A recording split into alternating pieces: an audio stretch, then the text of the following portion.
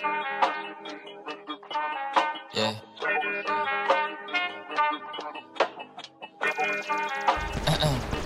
Steve Frost, how you like it?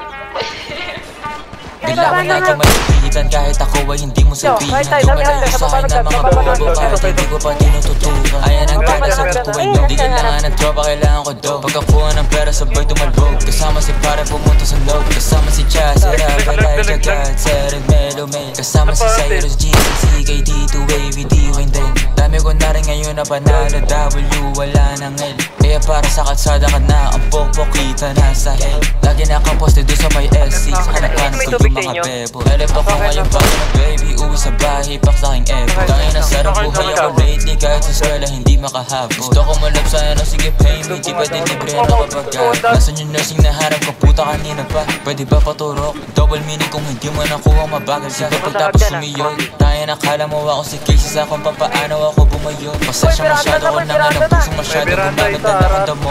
Pero kahit ganun ay malupit, akin na galaw na natili tong swabe. Pakiko kung meron ka lalaki, meron din naman ako na babae. Baby di mo ko kayang pagsilosin kahit na meron kasama ka lagi. Kinakama ko siya dito sa amin kahit natawag ko sa kanya at dalawang babae pumulot, gusto ko ng bago. Gusto ko yung gas, dalagang pinay pero saka masya tarantado. Talagang hindi ka nangaklas. Gusto kong babae mentally unstable para pwede kong paglaruan. Di ka para ayos, hindi ako si Carson. Habol ko lang ngayong katawan. Tanga ka ba, di mo naman ako therapist baby. Ba't ba ganyan ka late? Pinapunta kita para makaisa ako baby. Di para sa pabago mo baby.